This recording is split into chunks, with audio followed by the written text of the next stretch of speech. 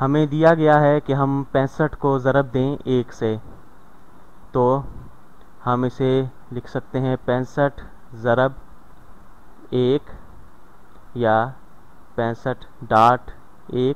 दोनों का मतलब यही होता है कि 65 को 1 से ज़रब देनी है। तो 65 को अगर हम 1 से ज़रब देते हैं या 1 को यूँ कहें कि 65 एक दफ़ा हम लिखते हैं या 1 को हम 65 दफ़ा जमा करें तो जवाब 65 ही आता है।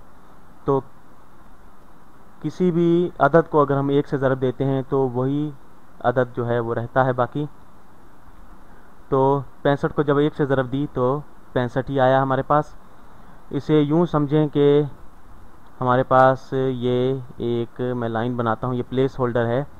इसको हम जब ज़रब देते हैं 1 से, या मैं ज़रब का निशान देता हूँ, जब हम ज़रब देते हैं 1 से तो जवाब वही प्लेस होल्डर ही रहता है। यूँ कहें कि यहाँ पर मैं 3 लिखता हूँ, 3 को 1 से ज़रब देते हैं तो 3 ही जवाब आएगा। अगर मैं 5 को 1 से ज़रब दूँ तो जवाब 5 आएगा।